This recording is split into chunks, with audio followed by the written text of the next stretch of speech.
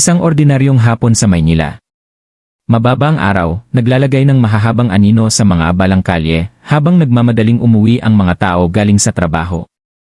Kabilang sa mga tao ang isang pamilyar na figura, nakasuot lamang ng simpleng polo at maong. Para sa karamihan, nakikibagay siya. Ngunit para sa mga tumingin ng mabuti, walang pag-aalinlangan na siya mismo, ang alamat ng boxing, si Manny Pacquiao. Mahinahon siyang naglakad, ang mga kamay ay nasa bulsa. Binabati ang ilang tagahanga na nakakakilala sa kanya. Para kay Manny, hindi ito kakaiba. Sa kabila ng kanyang katanyagan at kayamanan, mas gusto niyang mamuhay tulad ng isang ordinaryong tao, naglalakad kasama ang mga taong lagi niyang kinakatawan. Ngunit ng araw na yon, may nangyari na nakakuha ng atensyon ng lahat. Mula sa sulok ng kalye, lumitaw ang isang mahinang lalaki. Puno ang kanyang damit, maayos ang kanyang buhok, at ang kanyang mukha ay may pagod ng isang taong nabuhay ng maraming gabi sa bangketa. Nag-aalangan ang kanyang mga hakbang, nakayuko ang kanyang mga mata, na parang hindi siya sigurado kung dapat ba siyang lumapit. Sa wakas ay naipon na ang kaunting lakas ng loob na natitira sa kanya, mahinang nagsalita ang lalaki. "Sir, maaari po ba ninyo akong bigyan ng $1 isa?" Natigilan ang mga tao. Nagtawanan ang ilang mga kalapit na commuter, nagbubulungan. Kakahingi lang ba niya ng $1 kay Manny Pacquiao? Ngumisi ang isa pa.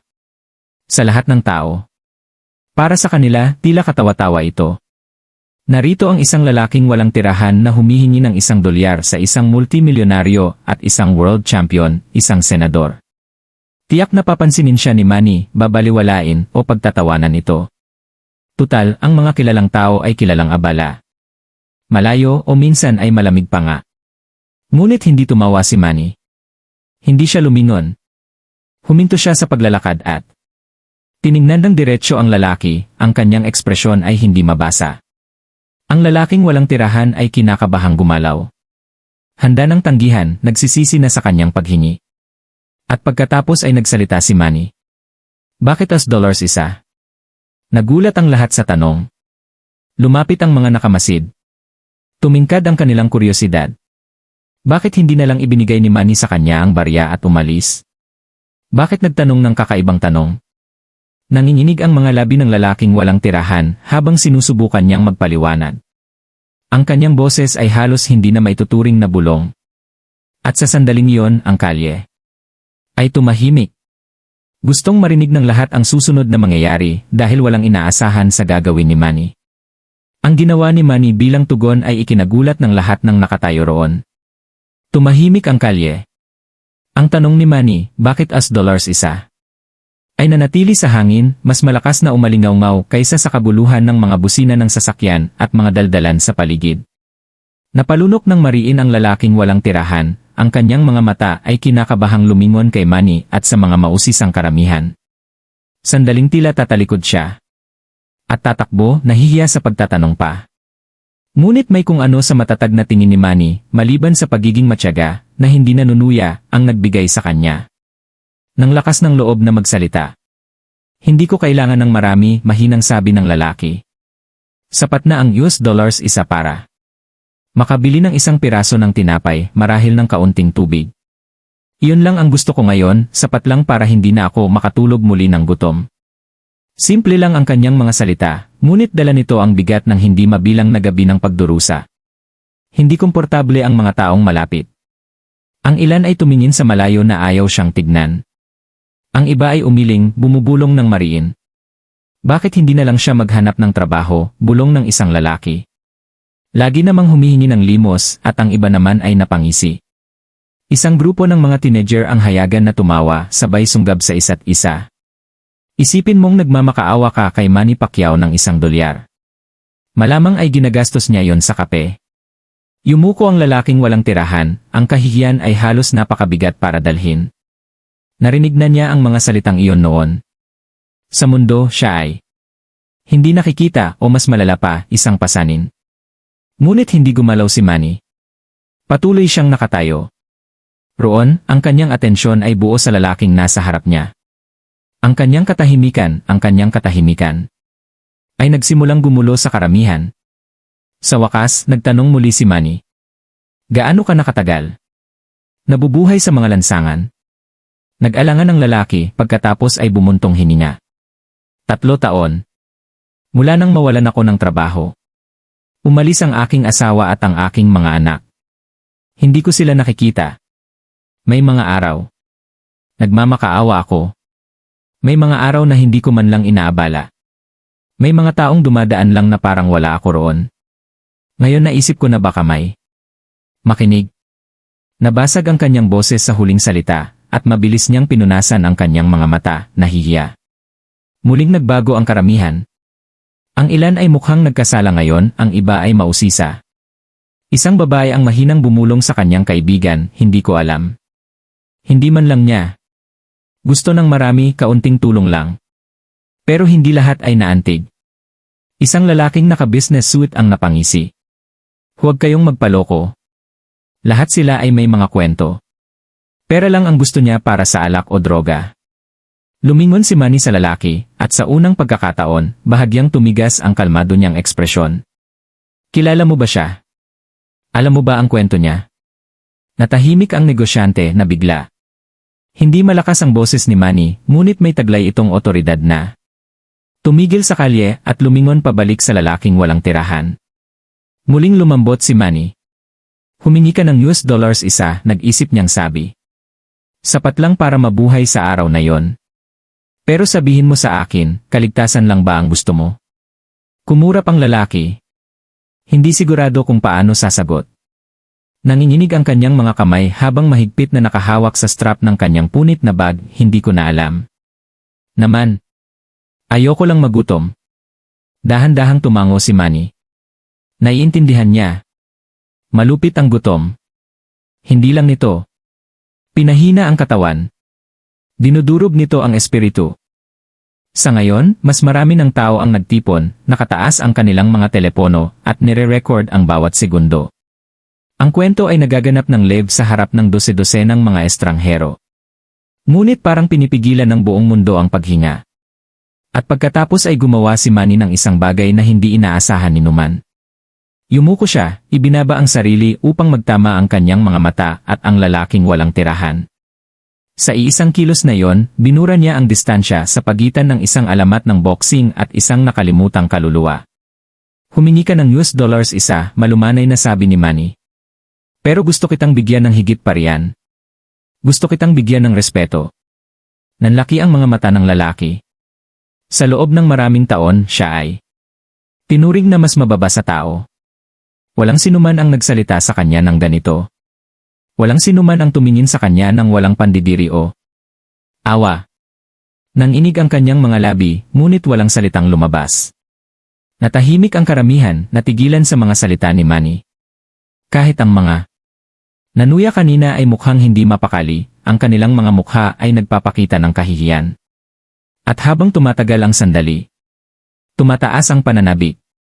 Gustong malaman ng lahat kung ano ang susunod na gagawin ni Manny. Bibigyan ba niya ang lalaki ng $1? Aalis kaya siya pagkatapos maihatid ang kanyang mensahe? O may mas malaking mangyayari? Darating na ang sagot at iwan nito ang lahat sa kanilang paligid na lubos na hindi makapaniwala. Nakakita ka na ba ng isang taong nanghusga ng hindi patas dahil lamang sa paghingi ng tulong? Magkomento sa ibaba kung saan mo ito pinapanood dahil ang susunod na mangyayari ay magugulat sa iyo. Ang katahimikan na sumunod sa mga salita ni Manny, gusto kitang bigyan ng respeto, ay mabigat, halos hindi komportable. Nagpalitan ng tingin ang mga tao, hindi sigurado kung paano magre-react. Ang ilan ay gumalaw, ang kanilang mga ngiti ay nawala, ngunit ang iba ay hindi pa handang bitawan ang kanilang pagkasiniko. Mula sa likuran ng karamihan, isang lalaking nakasuot ng malinis na polo shirt ang humagikik ng malakas. Respeto. Hindi iyon ang kailangan niya. Kailangan niya ng maligo at magtrabaho. Umalinggaw ang tawanan sa isang maliit na grupo malapit sa kanya at bumagsak ang mga balikat ng lalaking walang tirahan. Nanginginig ang kanyang mga kamay habang nakatingin sa bitak na simento. Nakarating na siya rito dati, kinutya, pinaalis, hinusgahan ng mga estranghero na walang alam sa kanyang kwento. Sandaling-sandali, hiniling niya na sana ay hindi na lang niya nilapitan si Manny. Isa na namang boses ang mas matalas na tumunog sa pagkakataong ito.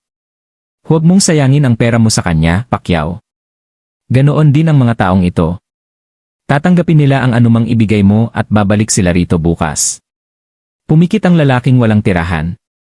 Ang mga salitang iyon ay sumaksak ng mas malalim kaysa sa kayang gawin ng gutom. Pakiramdam niya ay nawalan siya ng dignidad. Nakalantad sa harap ng mga kamera at mga estranghero. Nanginginig ang kanyang katawan sa kahihiyan at tahimik, halos pabulong, sinabi niya. Siguro dapat na lang akong umalis. Ngunit bago pa siya makagalaw, inilagay ni Manny ang isang banayad na kamay sa kanyang balikat. Simple lang ang kilos, ngunit mas malakas ang dating nito kaysa sa kalupitan sa kanilang paligid. Sinabi sa kanya ng paghawak ni Manny, hindi ka invisible. Mahalaga ka. Muling tumahimik ang karamihan, mausisa. Dahan-dahang lumingon si Manny, ang kanyang tingin ay sumasaklaw sa mga mukha ng mga nagtitipon. Hindi siya galit, ngunit ang kanyang mga mata ay may tahimik na otoridad na humihingi ng respeto. Bakit? Mahinahong tanong ni Manny. Na kapag ang isang lalaking nakasuit ay humingi ng milyon-milyong pautang, tinatawag siyang negosyante. Ngunit kapag ang isang taong gutom ay humingi ng US dollars isa, tinatawag siyang tamad. Ang mga salitang iyon ay parang suntok, matalas at hindi maikakaila. Umalinggaw ang mga bulong-bulungan sa karamihan. Ilan ang yumuko, nahihiya. Ang mga tumatawa ay ngayon ay tahimik na nakatayo. Ang lalaking walang tirahan ay tumingala, ang mga matang kumikinang. Hindi pa niya narinig ang sinuman na nagtatanggol sa kanya ng ganito katapang, lalo na sa isang taong tulad ni Manny Pacquiao. Gayunpaman, hindi pa tapos ang mga nanunuya. Isang binata na nakataas ang kanyang telepono ang bumulong, ginagawa lang niya ito para sa mga kamera. Lahat ng ito ay para sa palabas. Narinig ito ni Manny, ngunit hindi siya natinag. Sa halip, itinuro niya ang mga teleponong nakatutok sa kanya.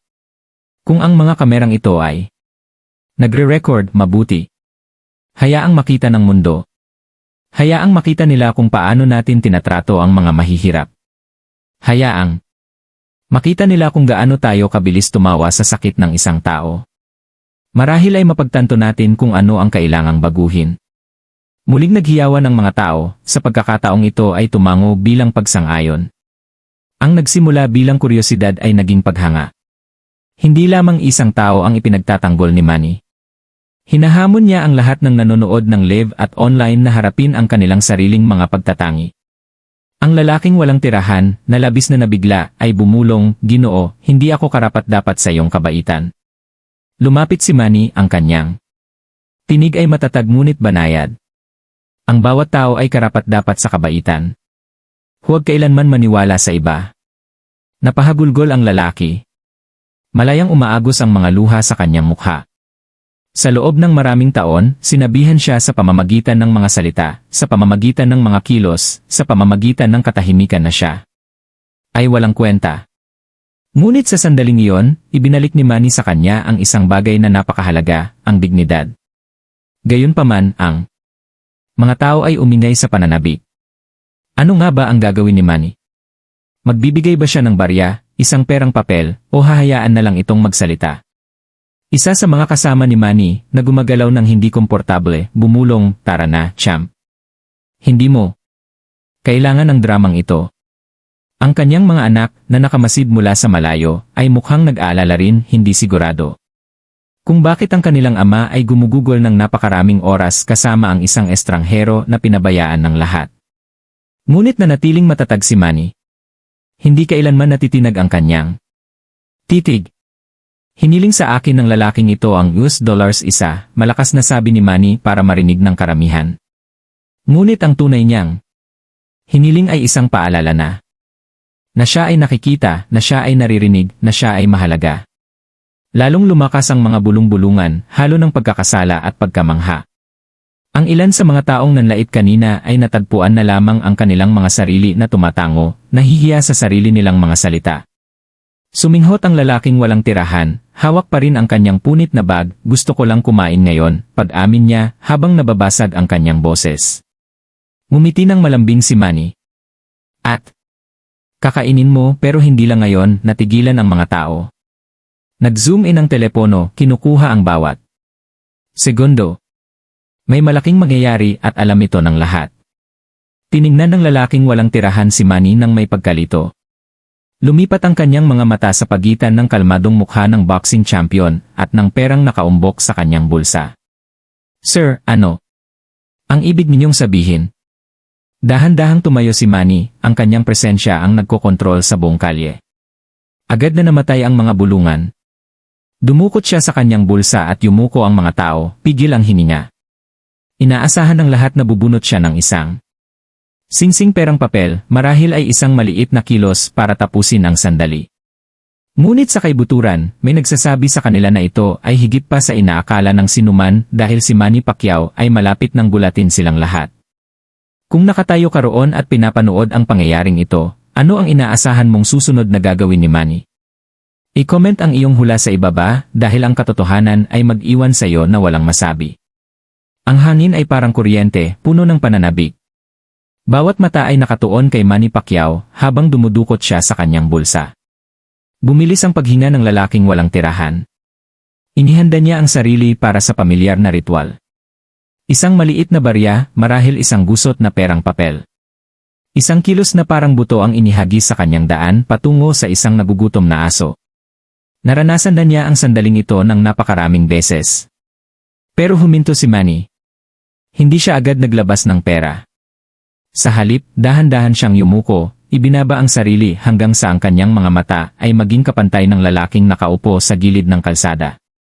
Bahagya na napabuntong hininga ang mga tao. Hindi ito ang tindig ng isang kilalang tao na mas mataas kaysa sa mahihirap. Ito ay isang kampiyon na nagpapakumbaba sa kanyang sarili upang makilala ang isang taong nakalimutan na ng mundo. Tingnan mo ako, malumanay na sabi ni Manny. Nag-atubili ang lalaki pagkatapos ay itinaas ang kanyang mga mata. Pulang-pula ang mga ito na puno ng mga taon ng sakit at pagtanggi. Nanginig ang kanyang mga labi, hindi makapagsalita. Humingi ka sa akin ng $1 isa, patuloy ni Manny, kalmado ang kanyang boses, ngunit ramdam na ramdam ng karamihan. Pero gusto kong malaman mo. May gusto kang malaman. Mas mahalaga ka kaysa sa $1 isa. Mas mahalaga ka kaysa sa nakikita ng mga tao kapag tinitingnan ka nila. Mabilis na kumurap ang lalaki, na parang hindi makapaniwala sa kanyang naririnig. Sa loob ng maraming taon, hindi siya nakikita. Ngayon, may isang taong kinilala ng buong mundo na nagsasabi sa kanya na mahalaga siya. Ang mga tao ay tumigil, tumahimik. Kahit ang mga nangutya kanina ay yumuko, ang kanilang kahihiyan ay nakasulat sa kanilang mga mukha. Isang babae malapit sa harapan. Ang bumulong, hindi lang niya siya binibigyan ng pera. Binibigyan niya siya ng dignidad. Sumulyap si Manny sa mga manonood pagkatapos ay bumalik sa lalaki. Ang respeto, matatag niyang sabi, ay hindi dapat makuha sa kayamanan o katanyagan. Ang respeto ay ibinibigay dahil ang bawat buhay ng tao ay may halaga. At ngayon gusto kong ipakita sa iyo na ikaw ay nakikita. Nanginig ang baba ng lalaking walang tirahan. Paos niyang bulong. Walang sinuman. Walang sinuman ang nakapagsalita sa akin ng ganito. Umiti ng bahagya si Manny. Kung gayon, sana'y maging unang pagkakataon ngayon. Muli siyang dumukot sa kanyang bulsa at sa pagkakataong ito ay hindi isang barya ang inilabas niya kundi isang nakatuping pakete ng mga perang papel. Napasinghap ang mga tao. Ang ilan ay itinaas ang kanilang mga leg upang tingnan kung magkano ito. Ang iba naman ay itinaas ang kanilang mga telepono, nire-record ang bawat segundo. Nanlaki ang mga mata ng lalaki. Ang kanyang likas na ugali ay itulak ito palayo. Hindi. Ginoo. Sobra na. $1 isa lang ang hiniling ko. Marahang umiling si Manny. Humingi ka ng $1 isa para kainin ngayon, ngunit gusto kong mabuhay ka ng higit pa sa ngayon. Tanggapin mo ito hindi bilang kawanggawa. Tanggapin mo ito bilang paalala na ang iyong buhay ay may kahulugan. Nanginig ng marahas ang mga kamay ng lalaki habang inilalagay ni Manny ang pakete sa mga ito. Kumirot ang kanyang dibdib at saglit na hindi siya makahinga. Bumulong ang mga tao, ang kawalan ng paniniwala ay kumakalat na parang apoy. Ibinigay ba niya sa kanya ang lahat? Nang iyon? Libo-libo iyon. Hindi ka panipaniwala. Ngunit hindi pa tapos si Manny.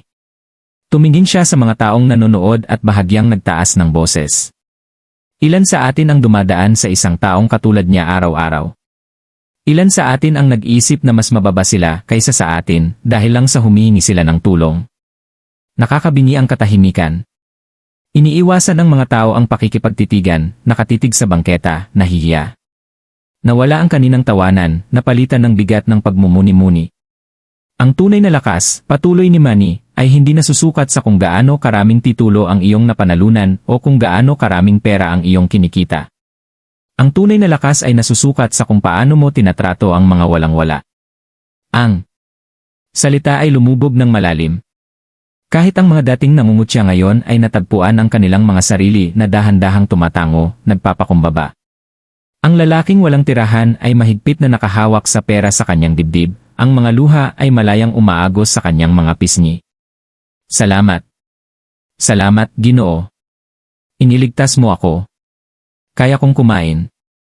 Kaya ko. Basag ang kanyang boses. Nalulula sa emosyon. Inilagay ni Manny ang isang nakapapanatag na kamay sa kanyang balikat. Ang peras na ito ay makakatulong sa iyo sa ngayon. Ngunit ang gusto kong tandaan mo ay ito. Huwag kailanman maniwala sa kasinungalingan na wala kang kwenta. Tumayo ka. Maniwala ka sa iyong sarili. At kapag kaya mo, tumulong ka sa iba. Hayagan ng humagulgol ang lalaki, inilibing ang kanyang sarili. Ang mukha sa kanyang mga kamay. Tahimik na nanood ang karamihan, marami ang nagpupunas ng sarili nilang mga luha. Ang nagsimula bilang isang simpleng paghingi ng $1 ay naging isang makapangyarihang aral, isa na hindi malilimutan ng sinumang naroroon. Isang lalaki sa karamihan ang bumulong halos sa kanyang sarili. Pumunta kami rito para makita ang isang kampiyon. Ngunit, ngayon ay nakakita kami ng isang bagay na mas dakila. Ang enerhiya ay ganap na nagbago. Ang mga nanlait ay ngayon ay yumuko. Ang mga estranghero, na dating minamaliit ang lalaking walang tirahan ay ngayon ay tumingin sa kanya ng iba, nang may habag sa halip na paghamak. At Manny, hindi niya pinalaki ang kanyang dibdib o nagpalakpakan. Tumayo lang siya, tinulungan. Ang lalaki na tumayo at binigyan siya ng huling tango ng paghihikayat. Nakunan ng mga kamera ang lahat. Ang pagluhod, ang tambak na pera, ang mga luha, ang mensahe ng paggalang. Sa loob ng ilang oras, ang video ay magiging viral na magpapasiklab ng mga debate, paghanga at inspirasyon sa buong mundo. Ngunit sa tahimik na sandaling iyon sa kalsada, ang aral ay malinaw na. Ang $1 ay naging isang bagay na mas dakila, isang kislap ng sangkatauhan na nagliwanag. Sa buong karamihan, ang sumunod na nangyari ay hindi lamang magpapakumbaba sa mga nanunuya. Ito ay magbibigay inspirasyon sa milyon-milyon sa buong mundo. Mahigpit na hinawakan ng lalaking walang tirahan ang bungkos ng mga perang papel sa kanyang dibdib na parang isang salbabida. Nanginig ang kanyang katawan habang kumakawala ang mga hikbi, umalingaw-ngaw sa nakakabagabag na katahimikan ng kalye. Sa loob ng maraming taon, siya ay hindi nakikita, isang anino na iniiwasan ng mga tao. Ngayon ay nakatayo sa harap niya ang isang lalaking sa lang niya nakita, isang alamat, isang kampiyon na nagsasabi sa kanya na mahalaga siya. Napuno ng hindi makapaniwala ang mga tao. Ang ilan ay bumulong sa pagkamangha. Ang iba ay tahimik na nag-film, na pagtanto na nasasaksihan nila ang isang bagay na mas malaki kaysa sa isang mapagbigay na gawa. Ngunit hindi pa tapos si Manny. Lumingon siya, isa-isang sinusuri ang mga nanonood, ang kanyang boses ay kalmado ngunit nag-uutos. Nakita ninyong lahat ang nangyari dito, panimula niya. Isang lalaki ang humingi sa akin ng $1. Isa lang? At ilan sa inyo ang natawa? Ilan sa inyo ang nanghusga bago pa man nyo malaman ang kanyang kwento? Mabigat ang mga salita. Nalungkot ang mga mukha. Ilan ang nagbaba ng kanilang mga telepono, nahihiya sa kanilang binulong kanina. Ang lalaking nakapolo shirt, na nagbiro tungkol sa mga paliligo at trabaho, ay hindi komportableng gumalaw, hindi makatingin kay Manny, patuloy ni Manny. Nabubuhay tayo sa isang mundo kung saan madaling malampasan ang mahihirap, kutyain ang mahihina, at isipin ang pinakamasama. Ngunit gaano kadalas tayo huminto upang magtanong? Bakit? Gaano kadalas tayo nagtatanong tungkol sa kanilang sakit, kanilang paglalakbay, kanilang paghihirap? Suminghot ang Walang tirahan na lalaki, nanginginig ang kanyang mga kamay habang pinupunasan ang kanyang mukha. Inabot ni Manny ang kanyang kamay, inalalayan siya. Hindi mo kailangang itago ang iyong mga luha. Walang kahihiyan sa paghingi ng tulong. Ang kahihiyan ay para sa mga nakakakita ng pagdurusa at walang ginagawa. Bumulong ang karamihan, dahan-dahang tumango. Kahit ang mga nagduda kanina ay mukhang naantig na ngayon ang kanilang mga ekspresyon ay lumalambot. Itinaas ni Manny ang kamay ng lalaki, ang parehong kamay ay nakahawak sa bundle ng mga perang papel at itinaas ito para makita ng lahat. Ang lalaking ito ay hindi isang pulubi. Hindi siya isang pasanin. Isa siyang paalala. Isang paalala na sinuman sa atin ay maaaring nasa kanyang lugar kung sakaling mag-iba ang takbo ng buhay. Kaya sabihin mo sa akin kung sino sa atin ang tunay na mas dakila. Ang mga salita ay nagpakilabot sa lahat ng tao. Nakuha ng mga telepono ang sandali. Mga kislap ng liwanag na sumasalamin sa kalmadong mukha ni Manny. Nabulunan ang lalaking walang tirahan. Hindi ko alam ang sasabihin. Binigyan mo ako ng higit pa sa aking inaakala. Marahang umiti si Manny. Kung gayon, ipangako mo sa akin ang isang bagay. Kapag tumayo ka muli, kapag natagpuan mo ang iyong lakas, tulungan mo ang ibang taong pakiramdam ay hindi nakikita. Ipasa ang paggalang na ito. Tumango ng malakas ang lalaki, muling umaagos ang mga luha. Pangako. Pangako na gagawin ko. Sa unang pagkakataon, nagpalakpakan ng mga tao. Hindi ang masiglang hiyawan na nakalaan para sa isang boxing ring, kundi isang mabagal at taos-pusong palakpakan na lumalakas sa bawat segundo. Ang mga estranghero na nangutya ay pumapalakpak na ngayon para sa dignidad ng isang lalaking minsan nilang pinalayas. Ngunit itinaas ni Manny ang kanyang kamay, hudyat ng katahimikan. Hindi pa siya tapos. Magsaya ka na ngayon. Anya, ngunit madali lang ang magsaya. Ang tunay na tanong ay, ano ang gagawin mo kapag umalis ka rito? Lalampasan mo ba ang susunod? Nagutom na lalaki at tatawa, o aalalahanin mo ba ang sandaling ito at pipiliin ang kabaitan? Ang tanong ay nakabitin sa hangin. Mas mabigat kaysa sa anumang suntok na ibinato ni Manny. Tumagos ito ng mas malalim kaysa sa mga kamao. Tumagos ito sa mga konsensya. Ang negosyanteng nangutya kanina ay bumulong sa kahit kanino. Tama siya. Lahat tayo ay dumadaan araw-araw. Isang babaeng malapit sa harapan na nakahawak sa kamay ng kanyang anak ay yumuko at bumulong, huwag mong kalimutan ito, ha? Laging tumulong kapag kaya mo. Tumango ang batang babae na lalaki ang mga mata. Ang lalaking walang tirahan ay napaluhod sa kanyang mga tuhod na labis na nabigla. Hinalikan niya ang kamay ni Manny. Umiiyak. Iniligtas mo ako. Hindi lang sa perang ito, kundi iniligtas mo rin ang aking kaluluwa. Lumuhod muli si Manny, marahang itinaas siya pabalik sa kanyang mga paa. Walang sinuman ang dapat yumuko sa harap ng iba. Tumayo ka ng tuwid. May dignidad ka. Huwag mong hayaang makuha iyon muli ng sinuman mula sayo. Kumislap ang mga kamera. Ang nag-iisang larawang iyon, ang kampiyon na nagtataas ng kamay ng isang nakalimutang lalaki, ay malapit ng umikot sa mundo. Ngunit si Manny mismo ay hindi nagtagal. Sa katanyagan o kredito. Yumuko siya palapit sa lalaki at marahang sinabi, hindi ito tungkol sa akin. Tungkol ito sa'yo. Tandaan, ikaw ay mas mahalaga kaysa sa iyong inaakala. Tumango ang lalaki, nanginginig pa rin. Ngunit ngayon ay iba na ang kanyang tindig. Sa unang pagkakataon sa loob ng maraming taon, mas matangkad siya ng kaunti. Muling lumakas ang palakpakan, ngunit hindi ito ikinatuwa ni Manny. Sa halip, tumingin siya sa paligid, hinamon ang karamihan sa huling pagkakataon. Kung naniniwala kang ang respeto ay para sa lahat, huwag lang pumalakpak. Isabuhay ito. Ipakita ito. Maging isa na pumili ng habag. Muling sumiklab ang karamihan, hindi lamang sa palakpakan, kundi sa hiyawan ng pagsang-ayon. Naantig ang mga tao. Ang ilan ay naglabas pa ng kanilang mga pitaka, lumapit sa lalaking walang tirahan. Hindi dahil sa awa, kundi dahil sa pakikiisa. Umatras si Manny, hinayaan ang sandaling iyon na mapunta sa lalaki. Ayaw niyang maging spotlight.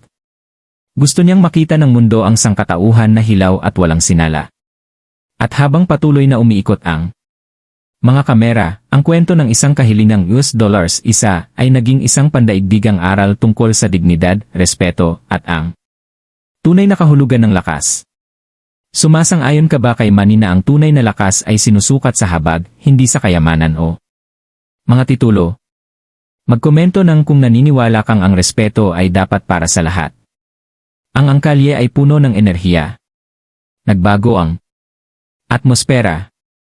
Ang nagsimula bilang isang mahirap, halos malupit na palabas ay naging isang malalim na bagay. Ang mga estranghero, na ilang minuto lang ang nakalipas ay nangungutya ngayon ay nakatayo ng magkadikit ang balikat, pumapalakpak at tumatango ng may paggalang. Ang lalaking walang tirahan ay hawak pa rin ang bungkos ng mga perang papel malapit sa kanyang dibdib, nanginginig ang kanyang mga daliri. Ngunit, nagbago ang kanyang mga mata. Hindi na nakayuko, hindi na nababalot ng mga taon ng pagtanggi, ngayon ay may dalang liwanag. Pag-asa. Inilagay ni Manny ang isang nagpapatatag na kamay sa kanyang likod, ginagabayan siya patungo sa isang kalapit na bangko. Umupo ka, malumanay na sabi ni Manny. Mabigat ang dala mo. Magpahinga muna tayo sandali. Sumunod ang lalaki, nalilito pa rin, ngunit hindi niya mapigilang ulitin ang parehong mga salita ng mahina. Salamat. Salamat. Sa paligid nila, tumunog ang mga tao. Nagre-record pa rin ang mga telepono. May mga bulong. Hindi ka panipaniwala yon. Pacquiao. Iba. Ang tao. Tiyak na magiging viral ito.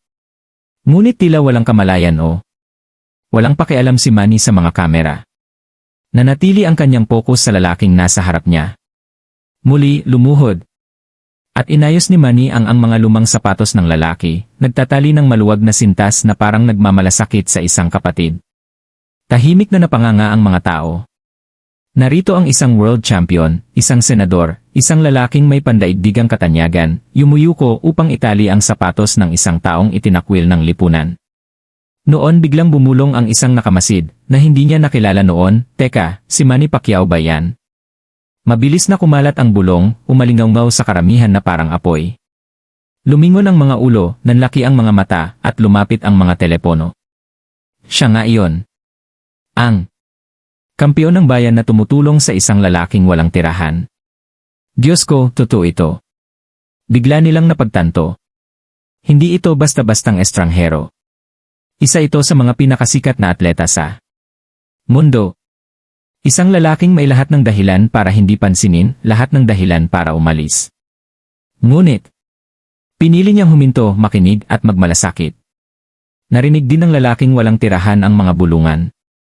Napaangat ang kanyang ulo, may pagkalito sa kanyang mukha. Tumingin siya kay Manny, nanginginig ang kanyang boses. Ikaw ay ikaw siya, ang boksinggero, ang kampiyon. Maliit na ngiti ang ibinigay ni Manny na halos nahihiyang. Pero ngayon ay isa lamang akong tao, katulad mo. Nanganga ang lalaki. Muling tumulo ang mga luha, ngunit sa pagkakataong ito ay hindi lamang dahil sa sakit. Ito ay dahil sa pagkamangha. Bakit titigil ang isang taong katulad mo para sa akin? Wala akong kwenta. Matatag na umiling si Manny. Huwag mong sabihin. Yan. Hindi ka wala. Kabantugan, titulo, pera, kaya hindi nito pinaparangal ang isang tao. Ang nagpaparangal sa isang tao ay ang kanyang puso. At ikaw, kaibigan ko, ay may pusong tumitibok pa rin, lumalaban pa rin. Mas mahalaga iyan kaysa sa lahat ng sinturong na panalunan ko. Muling humikbi ang lalaki, tinakpan ang kanyang mukha gamit ang kanyang mga kamay. Halata ang paggalaw ng mga tao, naghiyawan ng malakas. Ang ilan ay pumalakpak, ang iba ay sumigaw, respeto. Ang kanilang kaninang pangungutya ay napalitan ng paghanga, hindi lamang para kay Manny kundi para sa aral na kanyang ibinahagi. Isa sa mga assistant ni Manny, na halatang nag-aalala sa lumalaking bilang ng mga tao, ay yumuko at bumulong. Sir, siguro dapat na tayong umalis. Lumalaki na ito. Sumulyap si Manny sa mga kamera at sa dumaraming tao. Bahagya siyang tumango, ngunit bago umalis ay bumalik siya sa lalaking walang tirahan. Makinig ka sa akin, mahina ngunit matatag na sabi ni Manny. Hindi dito nagtatapos ang sandaling ito. Gamitin ang ibinigay ko sa iyo ng matalino. Maghanap ng pagkain. Maghanap ng masisilungan. Ngunit ang pinakamahalaga, hanapin muli ang iyong halaga. Mas malakas ka kaysa sa iyong inaakala. Tumango ang lalaki, umiiyak, hawak ang pera nang nanginginig ang mga kamay. Gagawin ko, Ginoo. Pangako. Gagawin ko. Hinawakan ni Manny ang kanyang kamay sa huling pagkakataon. Pagkatapos ay tumayo ng tuwid. Muling nagpalakpakan ng mga tao, ang kanilang mga hiyawan ay umalingaw-ngaw sa kalye. Sinisigaw ng mga tao. Ang kanyang pangalan ngayon, hindi para sa isang laban sa ring, kundi para sa laban na ipinakita niya sa labas nito. Ang laban para sa dignidad, para sa pagkahabag, para sa hustisya. Ngunit hindi itinaas ni Manny ang kanyang mga kamao bilang tanda ng tagumpay. Itinaas lamang niya ang kanyang kamay ng mahina, mapagkumbabang kinilala ang sandaling iyon bago sumiksik palayo sa karamihan. Ang walang tirahan na lalaki ay nakaupo roon, natigilan pa rin, ang kanyang buhay ay nagbago magpakailanman sa loob lamang ng ilang minuto. Mga estranghero na dating umiiwas sa kanya ay lumapit na ngayon, nag-aalok ng pagkain, pera, at pati mga salita ng paghihikayat. Sa unang pagkakataon sa loob ng maraming taon, hindi siya nakikita. Siya ay nakita. At habang kumakalat ang video online, makikita rin ng mundo hindi lamang ang gawa ng pagkabukas palad, kundi pati na rin ang mas malalim na katotohanan na walang sinuman ang hindi iginagalang. At ang mga tunay na kampiyon ay lumalaban hindi lamang sa mga arena, kundi sa mga lansangan. Kung saan ang sangkatauhan ay sinusubok araw-araw. Ngunit hindi dito nagtatapos ang kwento. Sa loob ng ilang oras, ang sandaling ito ay sasabog sa internet at ang susunod na nangyari ay yayanigin ang mundo. Nang tahimik na makaalis si Manny at ang kanyang mga kasama. Bumaha na ang mga video sa social media. Dose-dosenang mga telepono ang nakakuha ng sandali mula sa bawat anggulo. Ang lalaking walang tirahan na humihingi ng $1 isa, ang mga tao ay nanunuya, si Manny ay nakaluhod at sa wakas ang regalong nakapagpabago ng buhay na nakabalot sa mga salita ng dignidad. Sa loob ng isang oras, nagtrending ang mga hashtag. Paggalang sa lahat. Si Manny ang kampiyon. $1 isa na aral. Kumalat ang mga clip sa Facebook, TikTok, Twitter at YouTube. Ang bawat edit ay may mga caption tulad ng, ito ang dahilan kung bakit hindi lang siya basta kampiyon sa ring. Mabilis na sinubaybayan ng mga news outlet ang kwento. Kumalat ang mga headline. Huminto si Manny Pacquiao sa kalye para turuan ang mundo tungkol sa pakikiramay. Mula sa $1 isa hanggang sa dignidad, naging viral ang aral ng mga alamat sa boxing. Kinutya ng mga tao. Tumugon si Manny Pacquiao ng may humanidad. Sumabog ang mga comment section. Inamin ng ilan ang kanilang sariling pagkakasala. Hindi ko na pinansin ang mga taong tulad nito dati. Ngayon, iba na ang nakikita ko sa kanila. Binasag ako ng video na ito. Hindi dapat umasa sa katayuan ng respeto. Hindi lang pera ang ibinigay ni Pacquiao. Ibinalik niya sa lalaking ito ang kanyang buhay. Maging ang mga kilalang tao ay nagbahagi ng clip na pumupuri kay Manny sa pagpapakita kung ano ang tunay na kadakilaan. Ang mga atleta, aktor, politiko, at mga boses mula sa bawat sulok ng mundo ay umalingaw sa parehong sentimiento. Mas malaki ito kaysa sa boxing. Samantala, nagsimulang magbago ang buhay ng lalaking walang tirahan. Ang mga taong dating umiiwas sa kanya ay nag-alok na ngayon ng pagkain, damit at tirahan.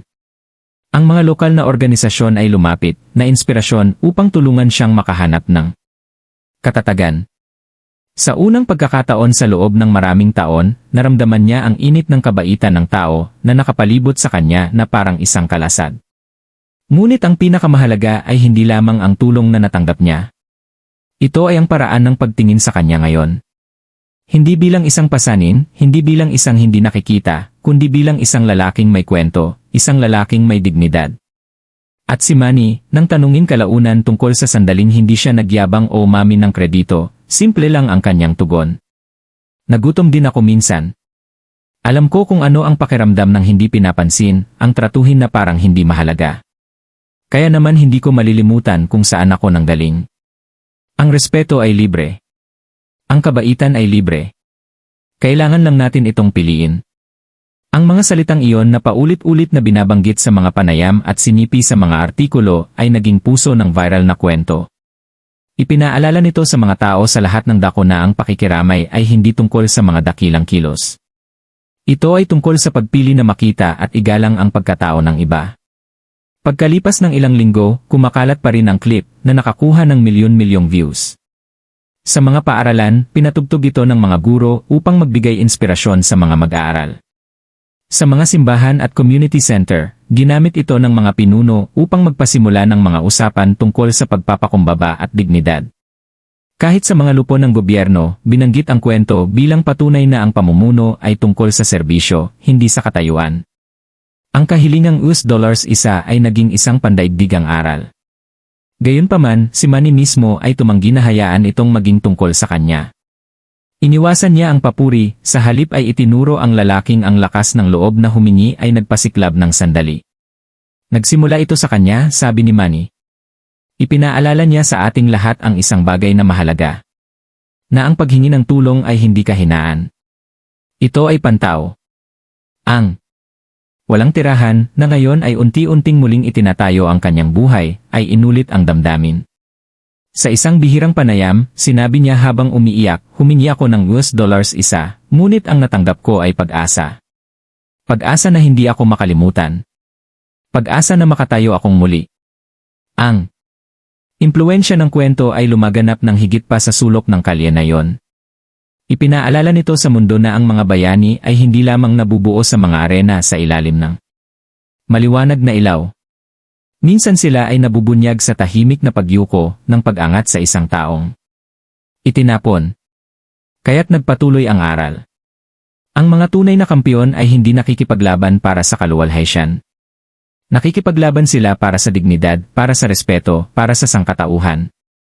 Kung naniniwala kang walang dapat husgahan batay sa hitsura o sitwasyon, mag-type ng respeto sa mga komento at mag-subscribe para sa higit pang mga kwento na nagpapatunay na ang kabaitan ang pinakadakilang tagumpay.